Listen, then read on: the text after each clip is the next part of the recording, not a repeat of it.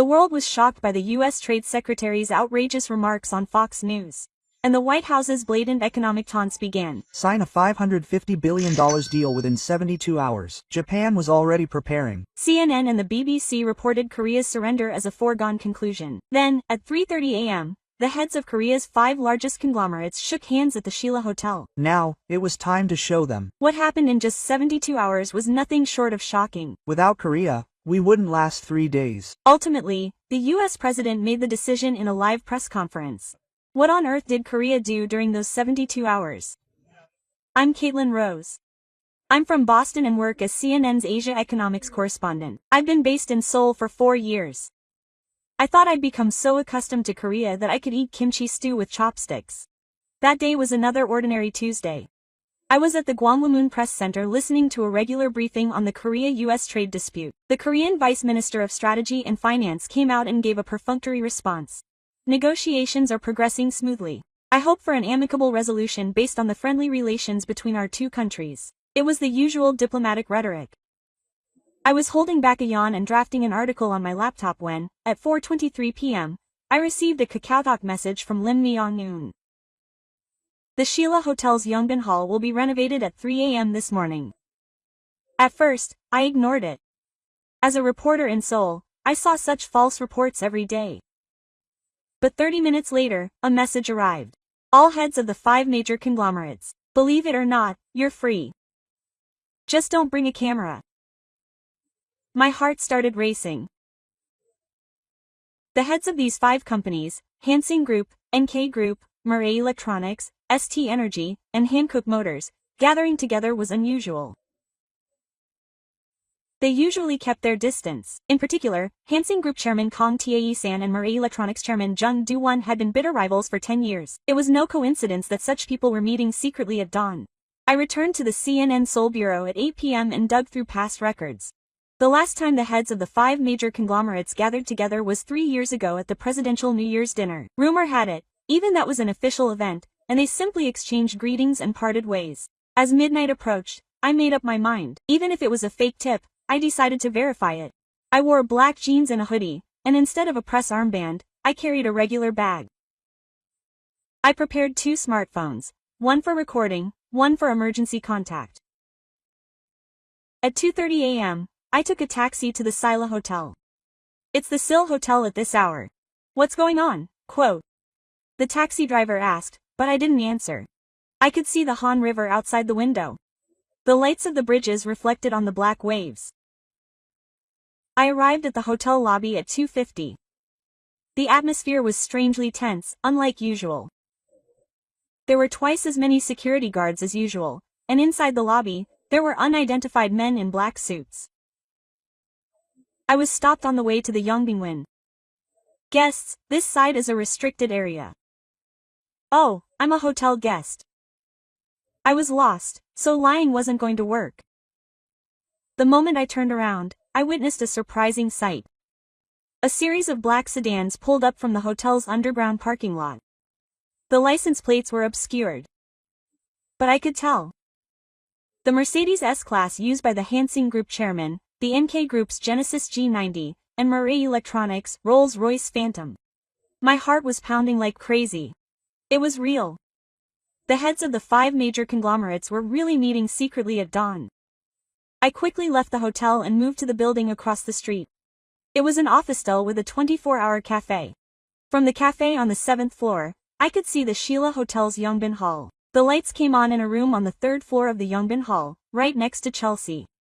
The curtains were drawn, but I could see several people gathered in silhouette. That's when someone sat down next to me. Startled, I turned around and saw a Korean man in his early 30s. He looked like an ordinary office worker, but his eyes were unusual. Are you reporter Caitlin Rose? It was surprising that he knew my name, but what was even more shocking was what he said next. I'm the one who reported this. And what you're about to see and hear is absolutely not to be reported in real time. In 72 hours, when everything is over, then tell the world. Quote. Who are you? Why are you telling me this? I'm Kim Seon, Executive Director of the Strategic Planning Office at Hansing Group. And this isn't a simple business meeting. It's an all-out war with the United States. At that moment, someone in the guest house opened the curtains. It was Chairman Kang Tae-san. He looked out the window and then stared back, as if he were looking at me. Then he slowly closed the curtains again. Executive Director Kim Si-on said in a low voice. The U.S. government will notify us that if we don't pay $550 billion within 72 hours, we will expel Korean companies from the U.S. We will make an official announcement this afternoon. Is that possible? There's information that Japan is already preparing to pay the same amount. We held secret negotiations last night. I couldn't believe it. This wasn't an alliance, it was plunder. Is that why Korean companies are gathered here? Quote. Executive Director Kim Si-won smiled bitterly. No, we're preparing for a counterattack. He plans to bring the United States to its knees within 72 hours. For a moment, I wondered if he was crazy. No matter how strong Korean companies are, they can't compete with the United States. But his next words sent shivers down my spine. Do you think the United States can survive even a day without Korean companies? The next day, at 2 p.m., the bombshell exploded as predicted. The White House spokesperson held an emergency briefing. Media around the world broadcast it live. The United States proposed a new economic partnership with Korea. Korea must sign a $550 billion investment agreement within 72 hours. This is the same agreement Japan is already considering. The press room erupted in excitement. It was billed as an investment agreement, but it was essentially nothing more than a cutlass fish. An hour later, the president tweeted, Korea cannot survive a single day without American protection. We were able to prosper because we protected it. Quote. Now it's time to pay the price, he said in English. I immediately connected to CNN headquarters. Mark Hayden, Atlanta editor-in-chief, appeared on the screen. Caitlin, this is good timing. Cover the Korean government's response. They're probably flustered. Mark, this isn't a normal negotiation. This is, Caitlin, our role is to report the facts. The viewers will be the ones to judge. Quote. I felt bitter after hanging up the phone. But there was a bigger problem. Kim Si-on, the executive vice president, promised not to report on the meeting at the state guest house last night. At 4 p.m., the Korean government remained silent. Instead, something surprising happened. The stock prices of major companies like Samsung, LG, Hyundai Motor, and SK Hana all began to rise. Foreigners were selling, but someone was buying back everything. At 7 p.m., the Blue House spokesperson issued a short statement. The Korean government is considering restrictions from the United States. But Korea doesn't bow down to any country. At that moment, my phone rang. It was CNN headquarters. Caitlin, an emergency video conference was being held at headquarters right now. On the screen were not only editor-in-chief Mark but also the CNN president. This was unusual. Caitlin, from now on, all reports related to Korea will need prior approval from headquarters. What are you talking about? The White House requested that the media cover this negotiation, demanding careful reporting as it was a sensitive matter. I couldn't believe it. CNN bowing to pressure from the White House. Since when have we become mouthpieces for the government? Caitlin, this is an order. I was told to highlight the negative aspects of Korean companies, especially unfair trade practices. After I hung up, I was overcome with anger. It was a moment that shattered my pride as a journalist. I was watching Fox News at 10 p.m. and it was a shock. Japan will make a wise choice. They're negotiating to invest $550 billion and become a great nation with the United States. Korea will soon follow suit. They have no choice, the anchor continued. Honestly, I don't know what Korea is relying on to hold on. Aren't Samsung and Hyundai all companies that thrive in the American market? Then, a message arrived on my KakaoTalk. It was Managing Director Kim Si-on. Tomorrow at 10 a.m., you'll see something interesting in the lobby on the first floor of the Hansing Group headquarters. The next morning, as usual, I wore my CNM armband and headed to the Hansing Group. The front of the headquarters was already packed with reporters from around the world. It seemed rumors had spread that there was an announcement. At exactly 10 a.m., Chairman Kang Tae-san appeared. He was incredibly resolute for a 71-year-old. First, let me ask you something. Foreign correspondents here. What would you do if your country were to simply hand over $550 billion to another country? There was a moment of silence. Our Hansing Group earned $23 billion in the United States last year. And we invested $18 billion there. We paid our fair share of taxes. So why should we pay more? Chairman Kong turned around and pointed to a giant screen. Look at this. From 1990 to now, the combined taxes, investments, and job creation of Korean companies in the United States exceeded $2 trillion. The numbers were rising in real time. It was an incredible amount. But how much money did American companies take from Korea during the same period? $3 trillion. For a moment, the room erupted in commotion. I kept getting calls from headquarters, but I ignored them. Chairman Kang's voice grew firmer. We're not beggars. We don't beg or give in. 72 hours is fine. That's enough time, quote. What do you mean, enough? A Japanese reporter asked. Chairman Kong smiled meaningfully. It proves who needs whom more. After the press conference, as Chairman Kong was about to enter the building, he looked straight at me. Reporter Caitlin, isn't it a reporter's duty to tell the truth? Quote. My heart sank. The fact that he knew my name and the meaningful look in his eyes were both shocking. As soon as I returned to headquarters, Mark, the editor-in-chief, received a warning. Caitlin, why aren't you answering the phone? And what's this? An interview with the chairman of Hansing Group without prior approval. Mark, this was an exclusive press conference. I couldn't miss it. Write an article analyzing Korean companies' dependence on the United States right now. We have to show how much they rely on the United States. Quote. I couldn't stand it. Why? Did the White House tell you to do this? Mark's face hardened.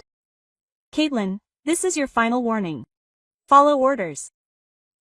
That night, I didn't write an article. Instead, I thought about the meeting at the guest house the previous morning.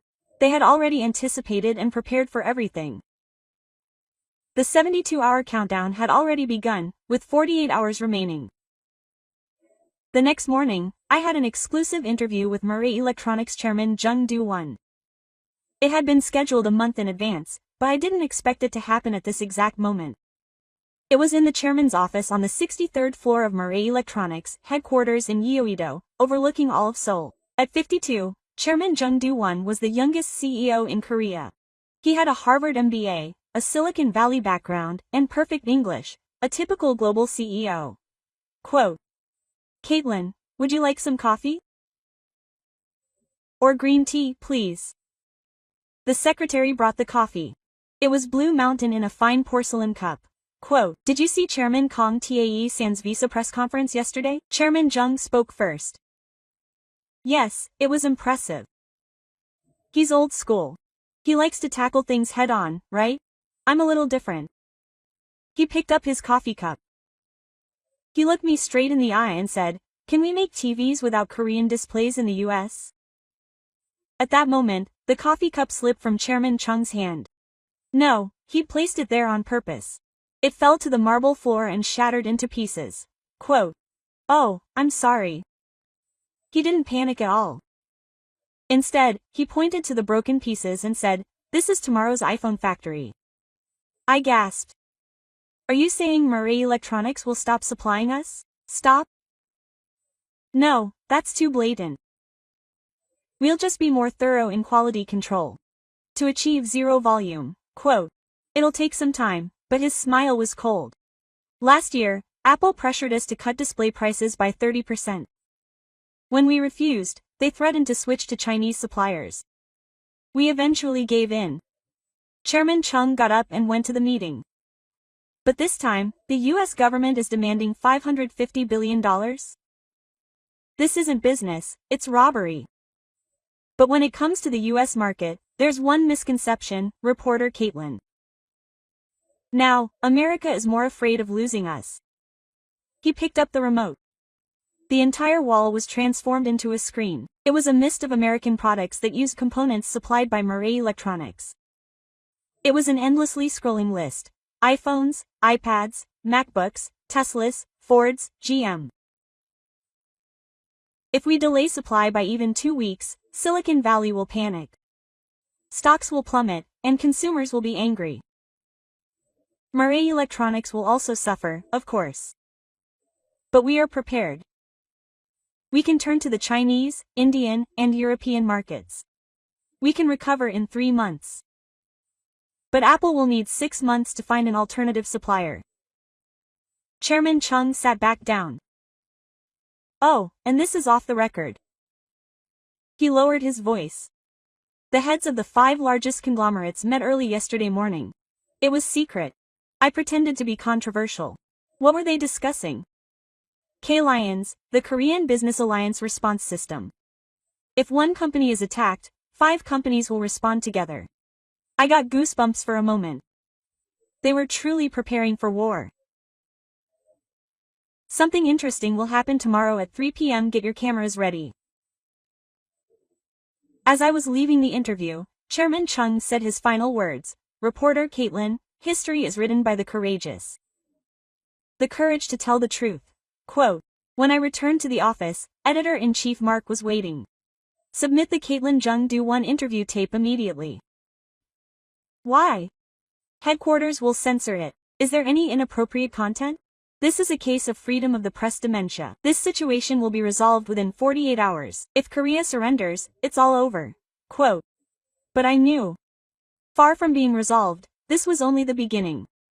That night, I created a Twitter account in my own name. And I wrote a short message. The giant is waking up. It received over 10,000 retweets in 30 minutes. That night, I couldn't sleep. I lay awake, my eyes wide open, imagining what would happen at 3 p.m. tomorrow.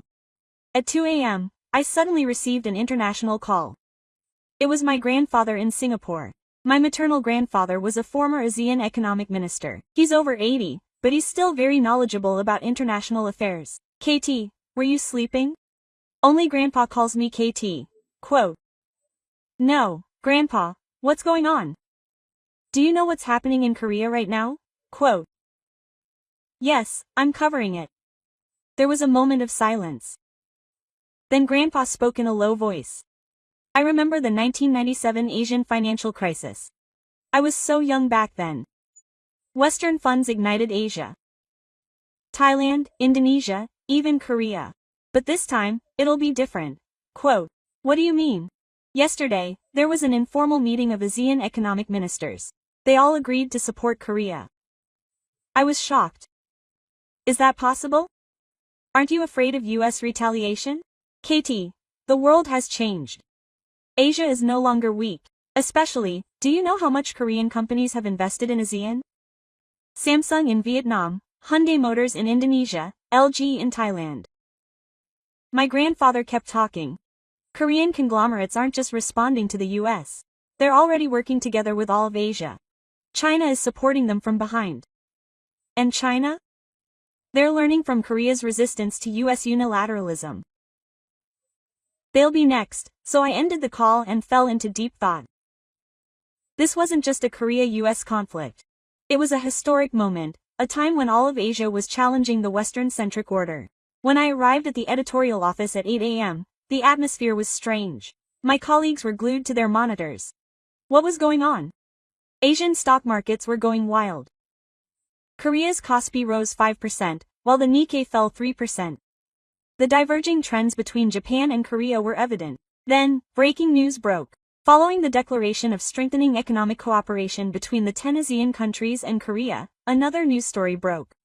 The Chinese Ministry of Commerce had imposed a 50% tariff on Korean products, completely changing the game. As the US pressured Korea, all of Asia was pulling in behind it. During lunch, I received a message from Kim Se-on. At 3 p.m., a joint press conference by the 5 major conglomerates was held at the Junking Yenwi Hall in Yeouido. It's finally here. The official launch of K-Lions. I reported to headquarters, and Mark said he would personally participate. Caitlin, you don't go. I'll send a senior correspondent. Mark, this is my report. You're too pro-Korea. You've lost your objectivity. I exploded with anger. Objectivity. Is being the White House trumpeter objectivity? Caitlin, pack your bags now. You're being fired from your sole correspondent position. It was a bolt from the blue. Everything I'd built for 4 years was crumbling. But I couldn't give up. I grabbed my laptop and left the office. Where am I going? To tell the truth. That's what a reporter is. At 3 p.m., the Kyung Hall was filled with media from around the world. I didn't have a CNN armband, but I entered as a freelance reporter. And I witnessed it. Over 500 reporters gathered in the Kyung Hall's main auditorium, witnessing a historic moment in Korean economic history. 5 chairs were placed on the stage. At 3 p.m. sharp, the lights went down and a spotlight illuminated the stage. Led by Hansing Group Chairman Kong To-san, 5 CEOs entered: NK Group Chairman Choi Yoon-seo, Murray Electronics Chairman Jung Do-won, ST Energy Chairman Sun Hae-jun, and Korea Motors Chairman Lee Jae-yoon. These 5 people would never normally be together. Kong Tae-san and Jung Do-won, in particular, had been in a 10-year lawsuit, and Choi Yoon-seo and Lee Jae-yoon were competing for business territories. But then they joined hands. Camera flashes went off. Chairman Kong Tae-san spoke first. Today, our 5 groups made a historic decision. Silence fell. Everyone held their breath, waiting for the next words. We officially launched the K-Alliance. Now, we will move as one.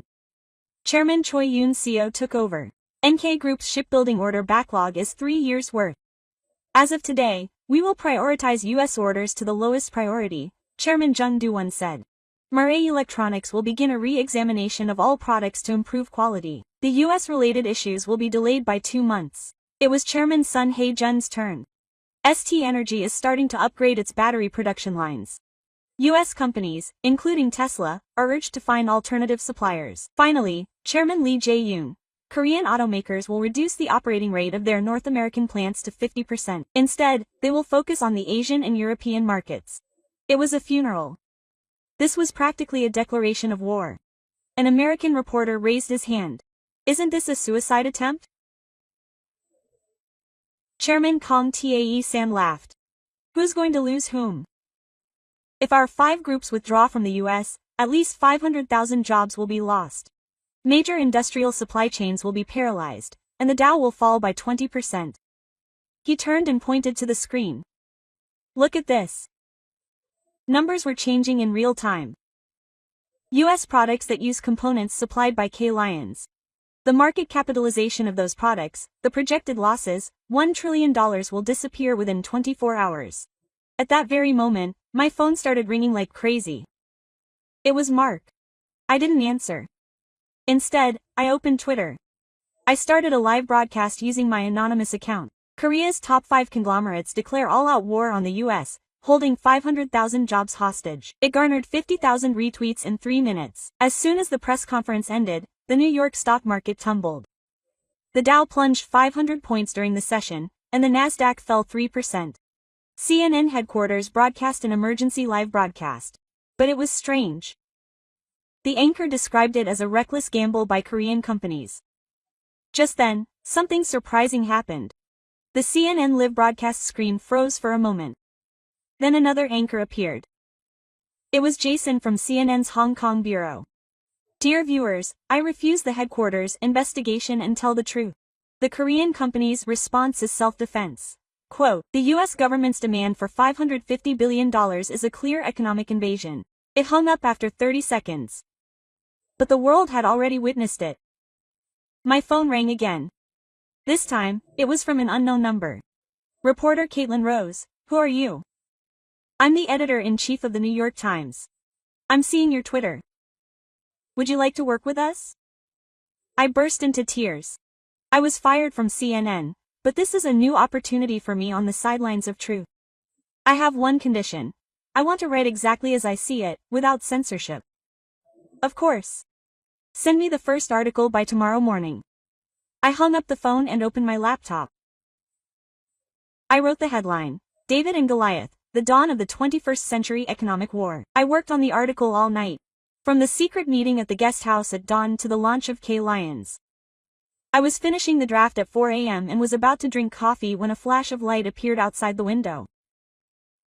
Fireworks were exploding at the Yeouido Hall. No, they weren't fireworks. The logos of 5 conglomerates, Hansing Group, NK Group, Murray Electronics, ST Energy, and Hankook Motors, floated into the sky. It was a laser light. And at the end, a huge phrase appeared, "Korea can do," in English. It was chilling. They were serious. They were determined to fight the United States to the end. 36 hours left. The next morning, at 7 o'clock, my New York Times article appeared on the main page. South Korea's rebellion. The economic empire strikes back. It garnered 5 million views and 500,000 comments in 30 minutes. But then something unexpected happened. The National Security Council held an emergency briefing. Trade Minister Robert Kincaid appeared, his face flushed with anger. The actions of Korean companies are reckless and outrageous. The country we had defended with blood during the Korean War was shocking to witness around the world. The same image appeared simultaneously on billboards in Gwanghwamun Square in Seoul, Times Square in New York, Piccadilly in London, and Shibuya in Tokyo. It was a giant Excel spreadsheet. The title, in English, was "The Real Numbers." The numbers began to climb in real time. From 1953 to the present, the total amount of money Korea had paid to the United States, defense cost sharing, weapons purchases, patent royalties, tariffs, and special privileges for American companies, went up like crazy. It surpassed $1 trillion and continued to rise. Then the screen changed. This time, it was the profits American companies had earned in Korea. Google $30 billion, Apple $45 billion, Microsoft $20 billion. The final total was $3.2 trillion. The final message on the billboards was simple. In English, it asked, "Who owes whom?" I immediately rushed to Gwanghwamun. To my surprise, tens of thousands of people were already gathered there. What was even more surprising was what they were doing. No one shouted. There were no signs. They just stood quietly, staring at the billboard. I interviewed an elderly woman. "Why did you come out?" "To show us that we're not beggars. It wasn't the US that gave us this, it was us who read it." At that very moment, an emergency press conference was held at Hansing Group headquarters. It wasn't Chairman Kong Tae-san, but a young employee. "I'm Kim Seon, Managing Director of Hansing Group's Strategic Planning Office. The data I'm about to reveal is data Hansing Group has collected over the past 30 years. A complex graph of clean energy appeared. This shows the impact on the US IT industry without Korean semiconductors. At least 6 months of production disruption, a loss of $500 million. Next slide. Tesla without Korean batteries. 1 year production disruption, stock price expected to drop 50%.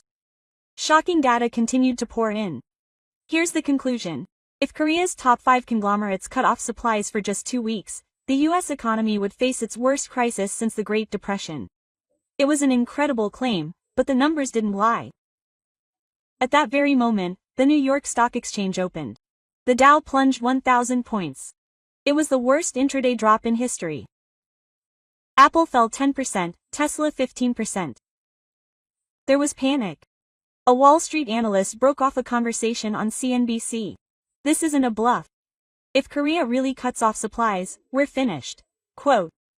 Then my phone rang. It was my grandfather. KT. The ASEAN summit had just concluded. All 10 major countries officially declared their support for Korea. Then came the breaking news. The EU's tariff-free agreement with Korea would take effect immediately. China and Korea's top 5 conglomerates had granted innocent credit to each other. India had attracted Korean companies, and the world was on Korea's side with corporate tax exemptions. Washington was completely isolated. 24 hours left. That evening, Trade Secretary Robert Kincaid appeared on Fox News. The anchor asked, "The backlash from Korean companies is stronger than expected." Kincaid scoffed. "Backlash. This is childish writing. I don't know what South Korea believes in." Quote, "If it weren't for us during the Korean War, we'd be living in North Korea by now." The anchor was flustered. That's a bit much, but Kincaid didn't stop.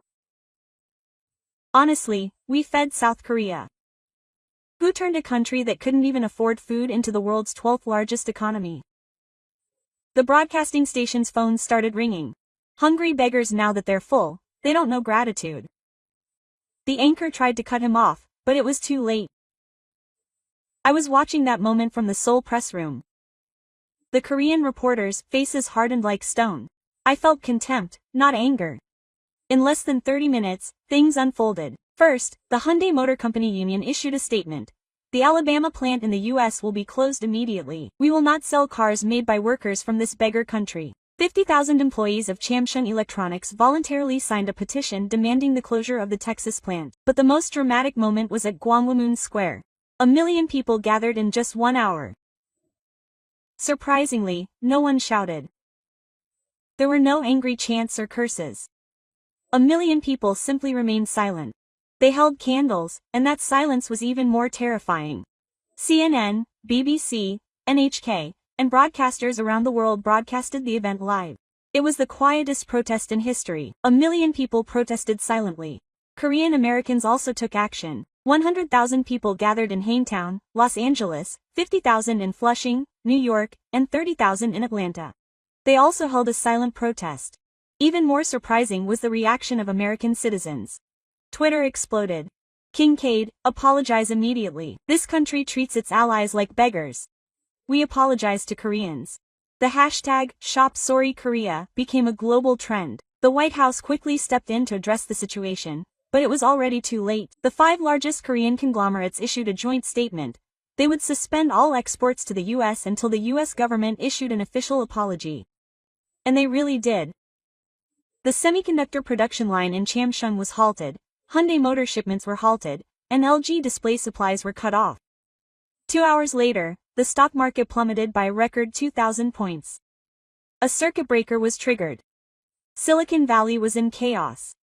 Apple CEO Tim Cook issued an emergency statement. Secretary Kincaid should resign immediately and apologize to Korea. Elon Musk also tweeted, Kincaid is out, the worst diplomatic disaster in history. At 10 p.m. that night, Kincaid finally resigned. But Korea didn't stop. They demanded an official apology from the U.S. president, not just from a single minister. 12 hours left. With 12 hours remaining until the fateful hour of 10 a.m. the next day, a historic event took place at COEX in Seoul, with the entire world watching. The entrance to the COEX Grand Ballroom for the K-Lions Global Conference was packed with reporters from around the world from 7 a.m. onward. CNN, the BBC, NHK, Al Jazeera, CCTV, Deutsche Welle, and more.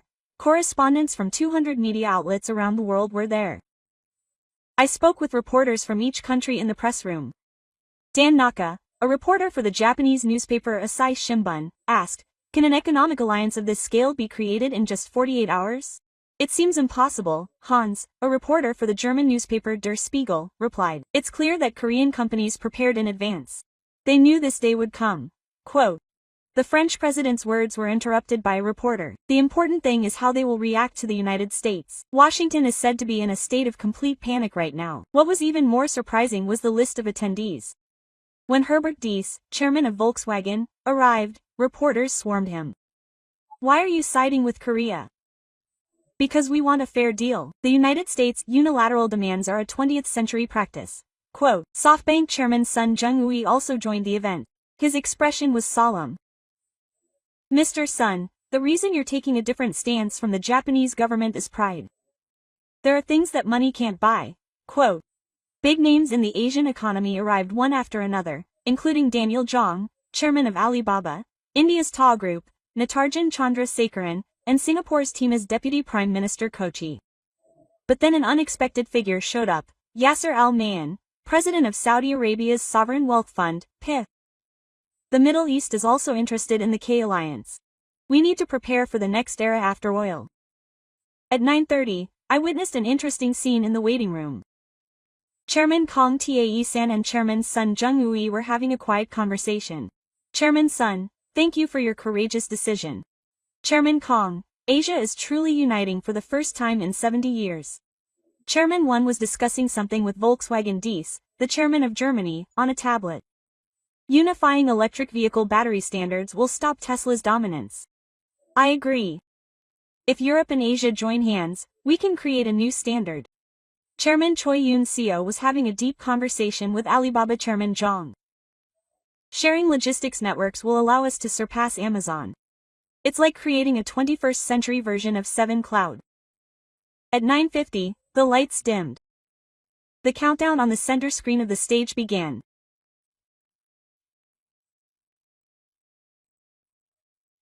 At exactly 10 o'clock, the spotlight illuminated the stage.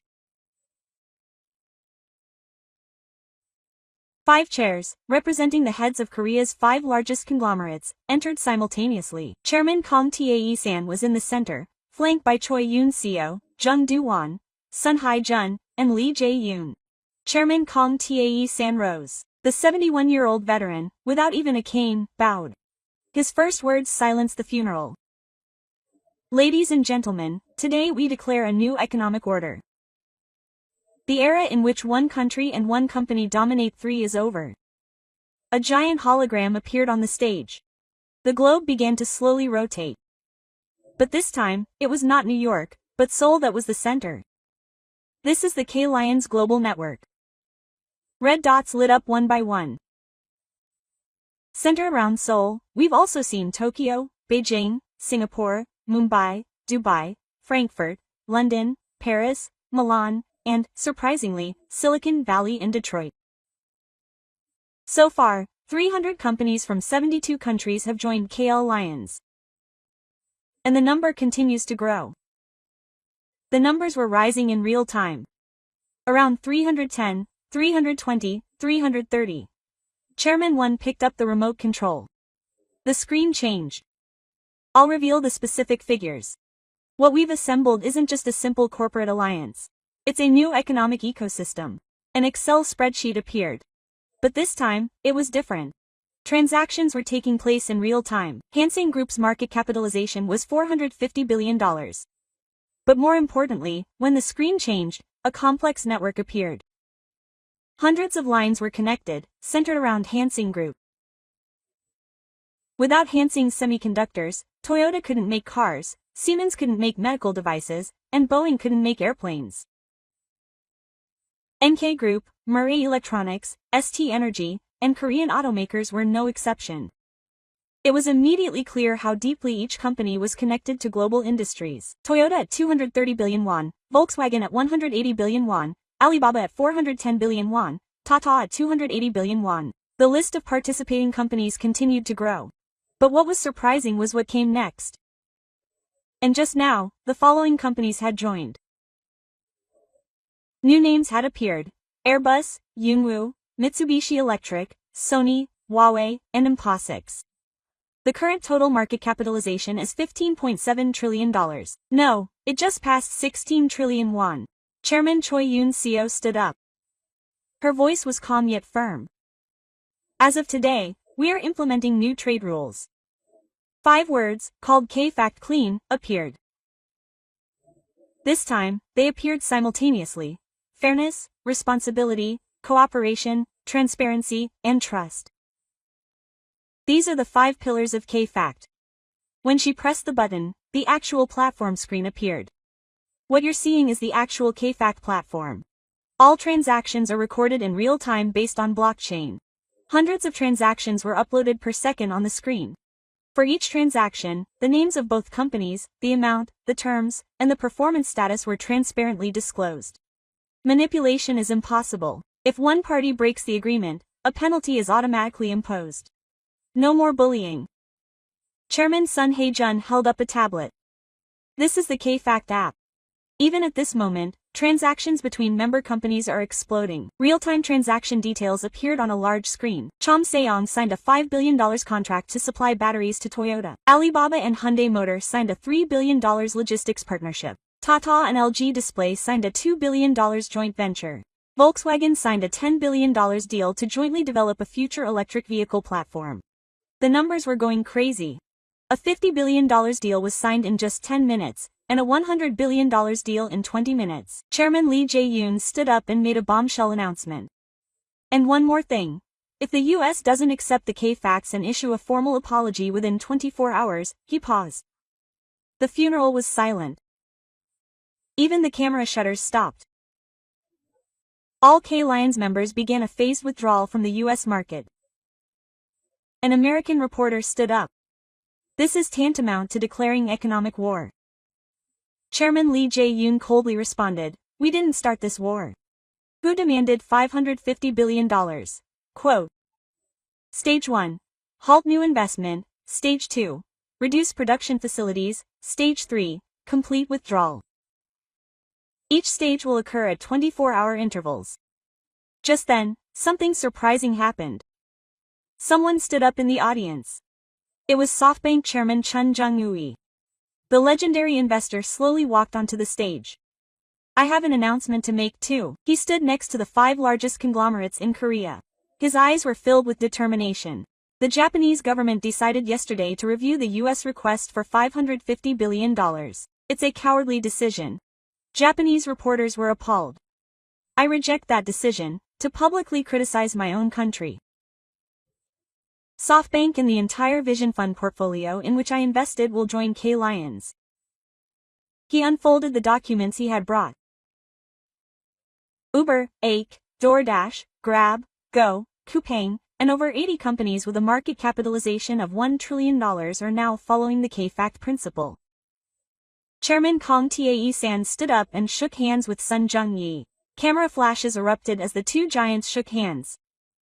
The Japanese government prepared to cowardly surrender, but Japanese businessmen are different. We too have pride. Then, an even more surprising domino effect began. The chairman of Volkswagen Diess stood up. 47 non-business companies in the European Union officially joined the K Lions. The big 3 German automakers, French energy companies, and Italian luxury brands all joined.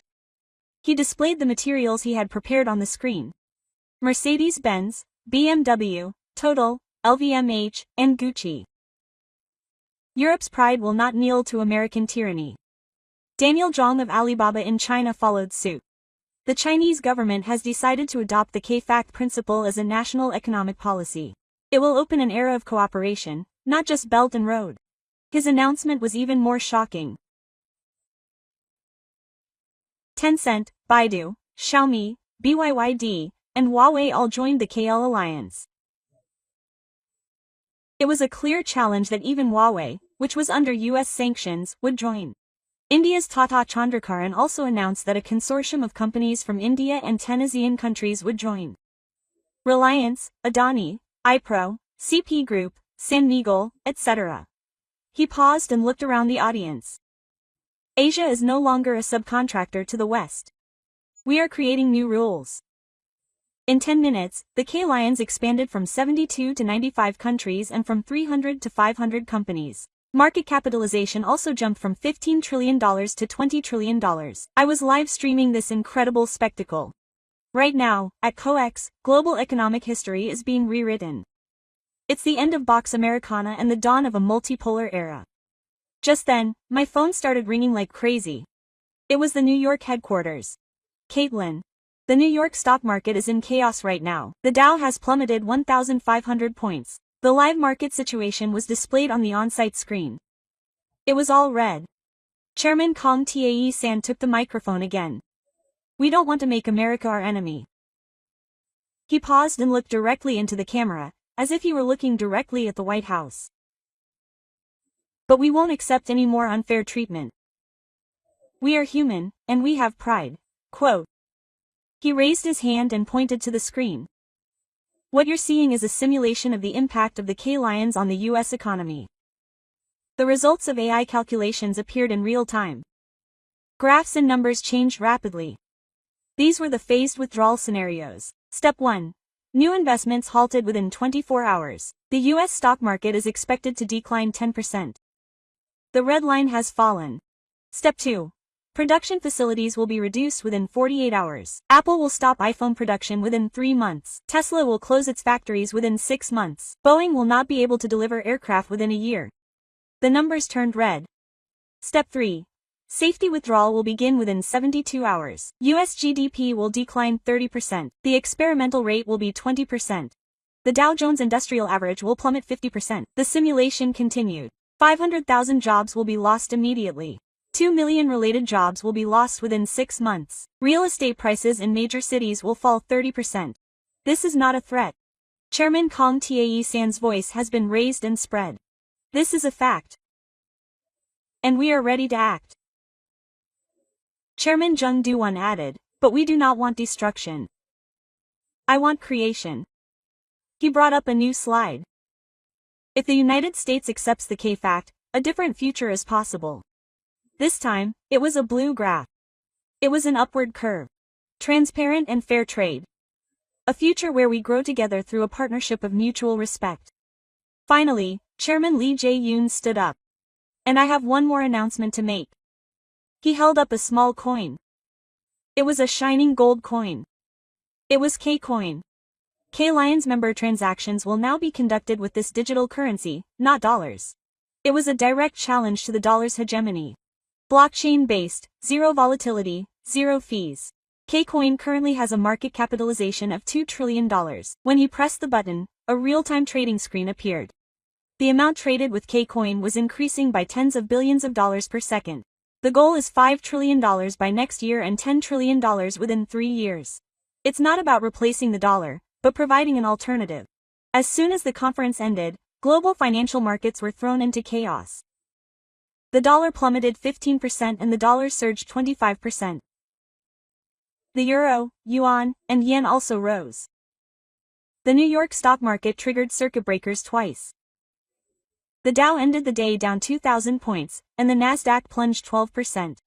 Meanwhile, Asian markets were in a state of celebration. The Kospi rose 10%, the Nikkei 8%, the Shanghai Composite 7%, and the Moon Jae-in 9%. Washington was in complete panic. The White House convened an emergency security meeting, and the Chinese government announced an emergency interest rate cut. But the market didn't react. Instead, panic selling accelerated. That's when the most dramatic reaction occurred. At 3 p.m., 2 a.m. U.S. time, Silicon Valley big tech CEOs issued a joint statement. They demanded the U.S. government immediately apologize to Korea and accept the K-facts. Tim Cook, Sundar Pichai, Satya Nadella, Mark Zuckerberg, Elon Musk, and Chong Myeong-seo continued. "We can't survive a single month without Korean parts. The government's arrogance is destroying the American economy." Detroit was the same. "We can't make electric cars without Korean batteries. The government must face reality." This was a joint declaration by Mary Barra of General Motors, Gene Farley of Ford, and Carl Tavares of Stellantis. Wall Street even issued an ultimatum to the president. "If the situation isn't resolved within 6 hours, we will negotiate with Korea independently." J.P. Morgan, Jamie Dimon of Goldman Sachs, David Solomon of Morgan Stanley, James Gorman of Bank of America, and Brian Moynihan of Bank of America were all losing information. I broadcasted all of this live. It was the first time in history. The fact that American companies are siding with South Korea, not their own government, means this isn't just an economic conflict. It's a clash between the 20th century order and the 21st century order. At 9 p.m., 3 hours before the deadline, the president tweeted, "Korea is a great ally. We will resolve this issue through dialogue," in English. But it was already too late. Chairman Kang Tae-san hammered home the point in an exclusive interview with CNN. "I want a formal apology, not a tweet. I need a signature accepting the K-facts in front of the world in the Rose Garden." Quote. The clock kept ticking. Time. And the world knew. This time, Korea would win, a new era would begin. At 10 p.m., my phone rang. To my surprise, it was Mark Hayden. "Caitlin, we were wrong. Come back to CNN." "Mark, you were right." "I know. I'm sorry. But CNN is falling apart right now." Quote. Ratings were halved, and advertisers were leaving. That's when I realized what had happened after I left. The journalists had revolted en masse. Starting with Jason Wu in the Hong Kong bureau, correspondents in London, Paris, and Tokyo announced their resignations one after another. They said, "If we can't maintain the independence of the press, we're leaving." Even more shocking was Anderson Cooper, CNN's star anchor, who made the revelation live on air. "I've been broadcasting under the scrutiny of the White House for the past 48 hours. I apologize to our viewers." At that moment, CNN's stock price plummeted 30%. "Caitlin, we need you. You're the only one reporting the truth. There's a condition. I promise complete editorial independence. Quote. I hesitated. But CNN was where I'd been for 10 years. Okay. But I'll remain a freelancer until this is over. Quote. I hung up the phone and headed back to the field. Dozens of reporters from around the world gathered in front of the Blue House for 2 hours until midnight. The Korean government remained silent, but everyone knew. The real protagonists were not the government, but the corporations. An unexpected figure showed up early in the morning. It was Bill Gates.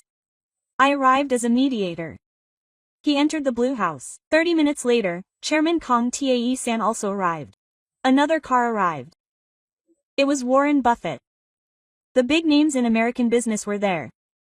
At 1:30 a.m., Bill Gates appeared and held a press conference. He declared, South Korea's demands are legitimate. The United States must apologize.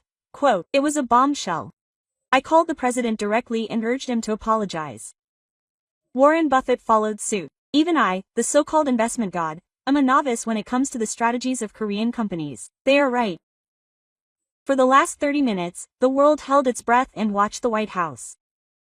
At 2:25 a.m., the White House press secretary appeared.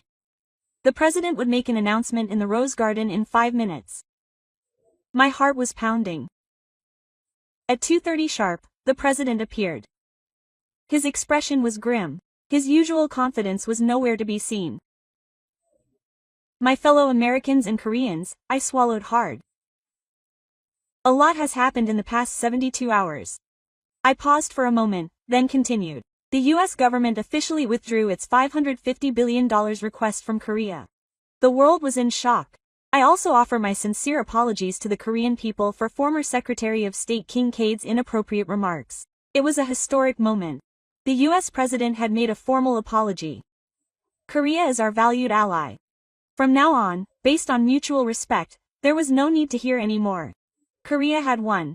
They had brought a superpower to its knees in just 72 hours. Immediately after the president's apology, Seoul was in a festive mood, but the heads of the 5 major conglomerates were quiet. At 10 a.m., another press conference was held at the Silla Hotel in Seoul.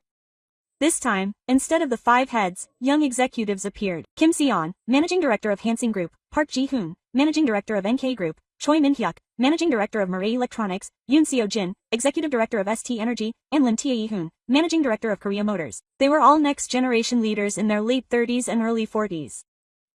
Managing Director Kim Se-yeon spoke first. We accept the U.S. apology. But this is just the beginning. Quote. 5 words from Clean appeared. K-Fact, Korea Fairness, Accountability, Cooperation, and Transparency. Managing Director Park Ji-hoon explained. K-Lions will operate under these 4 principles from now on. The specific details were revealed. First, fairness.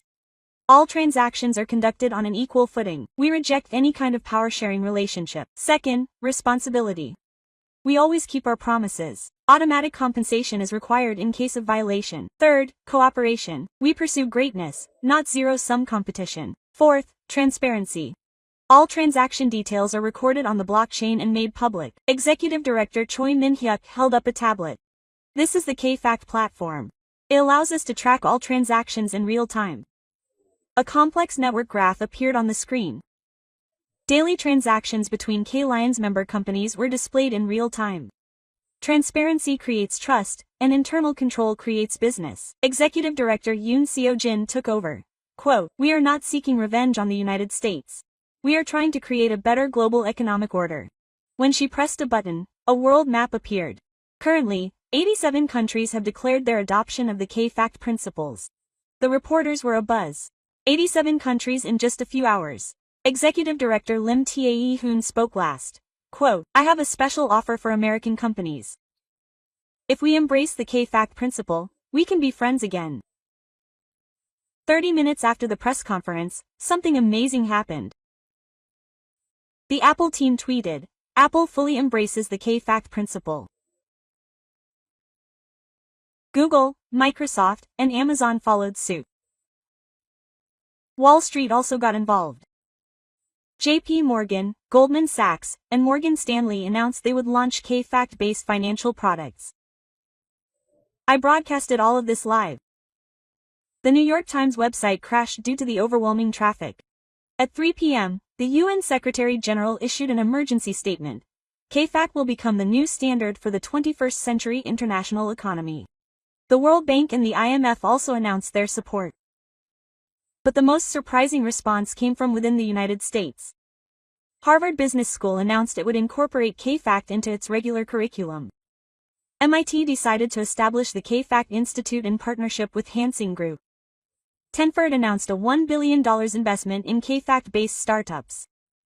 At 7 p.m., another announcement was made at the White House. This time, it wasn't the president, but the vice president. The U.S. government officially endorsed the K-fact principles. It would also establish a new economic partnership with Korea. It was essentially a complete surrender by the U.S. That night, I gave a report in front of the Blue House. History had changed. 72 hours ago, Korea was a weak country under pressure from the U.S.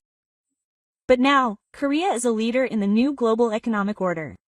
Kim Se-on, executive director, was watching from behind the camera. He approached quietly, quote, "Thank you, Caitlin, for telling the truth. I was honored to be covering this historic moment." He smiled meaningfully. "It's just the beginning. The real change starts now." The next morning, the front pages of major newspapers around the world were plastered with the same photo. 10,000 candles gathered in Gwanghwamun Square. And the words floating above them. Lee can do, world can do, battery, Korea can do it. Books can be better. I will remember that moment forever. The moment when a great spirit, not a small nation, triumphed. I'm still in Seoul. Every morning, I drink coffee overlooking Namsan Mountain. While covering this 72-hour scenario, I realized something. True strength doesn't come from military might or economic scale. It comes from principles, unity, and the courage to uphold one's pride. What Korea demonstrated wasn't simply economic power. It was dignity. It was pride. And it was courage. This is the greatest lesson I've learned as a reporter. Truth is stronger than power. And courage protects the truth. I hope this scenario never becomes reality. But if it does, I believe Korea will be ready. 72 hours. That short time can change the world. Even a small country that sticks to its principles won't succumb to a powerful force. That's the lesson this scenario teaches. This is the story of the 72-hour miracle, the economic war that brought Korea to its knees against the United States. We hear the truth of that day through reporter Caitlin Rose's vivid testimony. What do you think? This story delivers an important message to us. The courage not to be ignored as a weak nation. The strength to stand up to pressure with principles and unity. These are the values we must strive for. If you found this story moving, please share your faith in the strength and potential of the Republic of Korea. Let's imagine together who we are and what we can do. Please subscribe and like. We'll be back with even more amazing stories next time. This was Korea Wonderful. Thank you.